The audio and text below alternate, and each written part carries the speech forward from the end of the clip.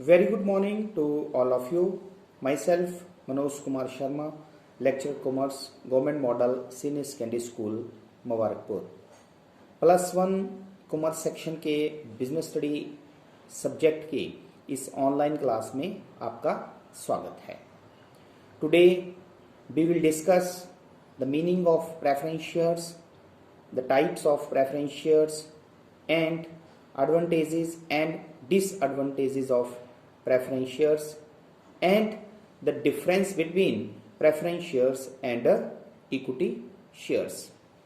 इस वीडियो के बाद आप ये जान पाएंगे कि पूर्वाधिकार अंशों का क्या अर्थ है, पूर्वाधिकार अंशों के कौन कौन से प्रकार हैं और पूर्वाधिकार अंशों के क्या लाभ एवं हानियां हैं, और अंत में पूर्वाधिकार अंशों और समता अंशों में क्या अंतर है। पिछले वीडियो में हमने आपको बताया कि अंश मुख्यतः दो तरह के होते हैं, समता अंश एवं पूर्वाधिकार अंश। So in this video we will discuss the preference shares. पूर्वाधिकार अंश से अभिप्राय उन अंशों से है जो वार्षिक लाभांश के भुगतान व समापन के समय पूंजी वापसी का अधिकार रखते हैं। पूर्वाधिकार अंश वे अंश होते हैं जिन्हें समता अंशधारियों की तुलना में दो प्राथमिकताएं प्राप्त होती हैं। नंबर 1, इन्हें लाभांश का भुगतान समता अंशधारियों से पहले किया जाता है और लाभांश की दर जो है वो पूर्व निर्धारित होती है। एंड नंबर 2, कंपनी के समापन की दशा में पूर्वाधिकार अंशधारियों की पूंजी की वापसी समता अंशधारियों से पहले की जाती है। Now we will discuss the types of preference shares. तो पूर्वाधिकार अंश मुख्यतः 8 प्रकार के होते हैं। Convertible preference shares, non convertible preference shares, then cumulative preference shares, non cumulative preference shares, participating preference shares, non participating preference shares, and then redeemable preference shares and non-redeemable preference shares. So let me start now the types of preference share. The first is convertible preference shares, जिन्हें परिवर्तनीय पूर्वाधिकार अंश भी कहते हैं। परिवर्तनीय पूर्वाधिकार अंश वे अंश होते हैं जिन्हें एक निश्चित अवधि के बाद समता अंशों में परिवर्तित किया जा सकता है। अतः वे अंश जिन्हें एक निश्चित समय अवधि के बाद समता अंशों में परिवर्तित किया जा सकता है उन्हें परिवर्तनीय पूर्वाधिकार अंश कहते हैं। देन सेकंड वी हैव अपरिवर्तनीय पूर्वाधिकार अंश, नॉन कन्वर्टिबल प्रेफरेंस शेयर। तो जिन पूर्वाधिकार अंशों को समता अंशों में एक निश्चित अवधि के बाद नहीं बदला जा सकता है, नहीं परिवर्तित किया जा सकता है, उन्हें अपरिवर्तनीय पूर्वाधिकार अंश कहा जाता है, उन्हें नॉन कन्वर्टिबल प्रेफरेंस शेयर कहा जाता है। Then the third one is cumulative preference shares, संचयी पूर्वाधिकार अंश। पूर्वाधिकार अंशों पर लाभांश की दर पूर्व निर्धारित निश्चित होती है। यदि कंपनी को किसी वर्ष लाभ न हो तो संचय पूर्वाधिकार अंशधारियों को उस वर्ष लाभांश नहीं मिलता है, लेकिन अगले वर्ष जो है वो उन्हें पर्याप्त लाभ होने पर पिछले वर्ष का लाभांश भी मिल जाता है। ठीक है, तो संचयी पूर्वाधिकार अंशों पर लाभांश जो है वो कम्युलेट संचयी होता जाता है। नेक्स्ट इज असंचयी पूर्वाधिकार अंश, नॉन कम्युलेटिव प्रेफरेंस शेयर। तो असंचयी पूर्वाधिकार अंशों की स्थिति में यदि किसी वर्ष पर्याप्त लाभ न होने के कारण उन्हें लाभांश का भुगतान नहीं किया जाता है तो अगले वर्ष इन्हें केवल चालू वर्ष का लाभांश ही दिया जाता है। पिछले वर्ष का बकाया लाभांश जो है वो इन अंशधारियों को नहीं दिया जाता है। नेक्स्ट इज भाग्ययुक्त पूर्वाधिकार अंश, पार्टिसिपेटिंग प्रेफरेंस शेयर। जिन पूर्वाधिकार अंशों पर समता अंशधारियों को एक निश्चित दर से लाभांश का भुगतान करने के उपरांत शेष लाभ में से पुनः लाभ प्राप्त करने का अधिकार होता है, उन्हें भाग्ययुक्त पूर्वाधिकार अंश कहा जाता है। And the next is non participating preference shares, अभागयुक्त पूर्वाधिकार अंश। जिन पूर्वाधिकार अंशों पर अतिरिक्त लाभ में से शेष बचे हुए लाभ में से लाभांश प्राप्त करने का अधिकार नहीं होता है, उन्हें अभागयुक्त पूर्वाधिकार अंश कहा जाता है। The next one is redeemable preference shares, शुद्ध पूर्वाधिकार अंश। ऐसे पूर्वाधिकार अंश जिनका कंपनी एक निश्चित समय अवधि के बाद भुगतान कर देती है, उन्हें शुद्ध पूर्वाधिकार अंश कहा जाता है। इनकी पूंजी जो है वो कंपनी अपने जीवन काल में ही एक निश्चित समय अवधि के बाद लौटा देती है। And the last one is अशुद्ध पूर्वाधिकार अंश, नॉन रिडीमेबल प्रेफरेंस शेयर्स। तो जिन पूर्वाधिकार अंशों का कंपनी अपने जीवन काल में भुगतान नहीं करती है, उन्हें अशुद्ध पूर्वाधिकार अंश कहा जाता है। So in this way we have discussed the different 8 types of preference shares. Now we will discuss advantages as well as the disadvantages of preference share. So firstly we start advantages of preference share. The first one is regular income, नियमित आय।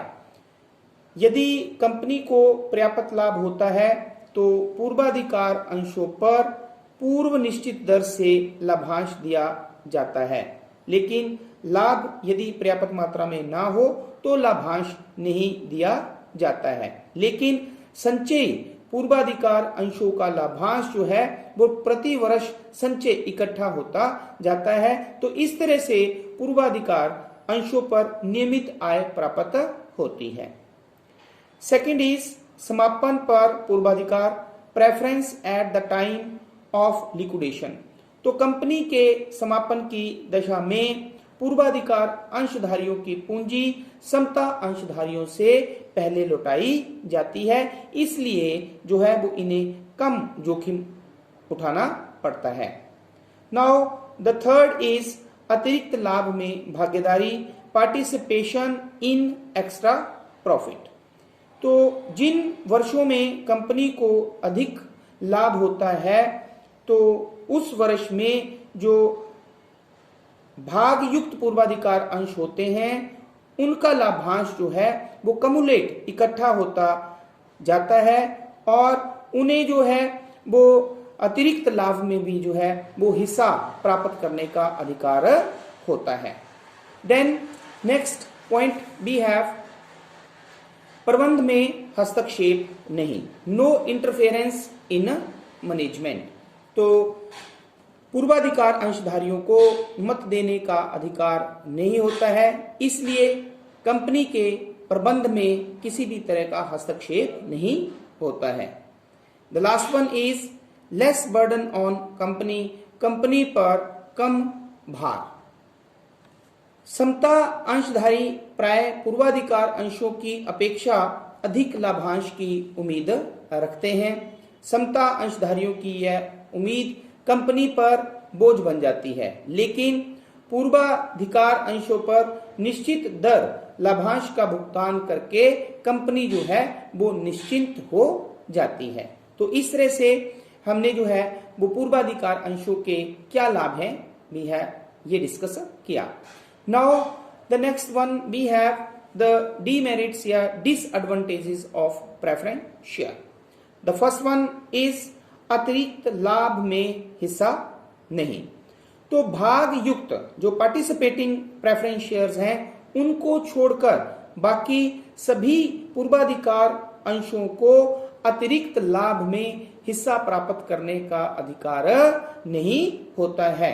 तो ये एक पूर्वाधिकार अंशों की drawback है। Secondly, प्रबंधकीय गतिविधियों में हिस्सा नहीं। पूर्वाधिकार अंशधारी जो हैं उन्हें कंपनी की प्रबंध संचालन में वोट देने का अधिकार, मत देने का अधिकार नहीं होता है। वह कंपनी के प्रबंध में भाग नहीं ले सकते हैं। Then the third one is लाभांश प्राप्त करने का वैधानिक अधिकार नहीं। No legal right to get the dividend. किसी वर्ष यदि कोई कंपनी पूर्वाधिकार अंशों पर लाभांश का भुगतान नहीं कर पाती है तो पूर्वाधिकार अंशधारी लाभांश के लिए जो है वो न्यायालय में अपील नहीं कर सकते हैं, जबकि ऋण पत्रधारी जो हैं वो ऋण पर ब्याज का भुगतान ना होने पर न्यायालय में अपील कर सकते हैं। The next one is fixed burden. तो पूर्वाधिकार अंशों पर कंपनी को पूर्व निर्धारित निश्चित दर से लाभांश देना पड़ता है, तो यह कंपनी पर एक फिक्स्ड, ये एक स्थायी भार उत्पन्न हो जाता है। देन नो टैक्स एडवांटेज, कर लाभ नहीं। पूर्वाधिकार अंशों पर दिया जाने वाला लाभांश कंपनी के वितरण योग्य लाभ का हिस्सा माना जाता है, न कि एक व्यय माना जाता है। इसलिए डिविडेंड पर, लाभांश पर कर का जो है वो बेनिफिट नहीं होता है। Now we are going to discuss the difference between the preference shares and equity shares. The first difference we have participation in the management, प्रबंध में भाग। तो समता अंशधारियों को कंपनी के प्रबंध में भाग लेने का पूरा अधिकार होता है, लेकिन पूर्वाधिकार अंशधारियों को कंपनी के प्रबंध में भाग लेने का अधिकार नहीं होता है। Second is sequence of dividend, लाभांश की क्रमबद्धता। तो कंपनी के लाभों में से समता अंशों पर लाभांश बाद में दिया जाता है, लेकिन पूर्वाधिकार अंशों पर लाभांश समता अंशधारियों पर लाभांश से पहले दिया जाता है। द थर्ड पॉइंट इज पूंजी वापसी का क्रम, sequence of refund of capital. तो कंपनी के समापन पर समता अंशधारियों को पूंजी की वापसी जो है वो सबसे लास्ट में, बाद में की जाती है, लेकिन पूर्वाधिकार अंशों पर प्राप्त हुई जो पूंजी है उसका भुगतान जो है वो समता अंशधारियों से पहले किया जाता है। नेक्स्ट वन इज जीवन काल में पूंजी की वापसी, refund of capital during life.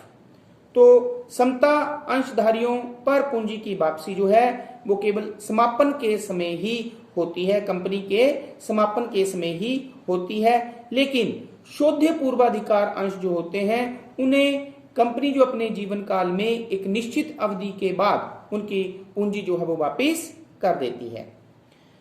Next is लाभांश की निश्चितता, परमानेंसी ऑफ डिविडेंड।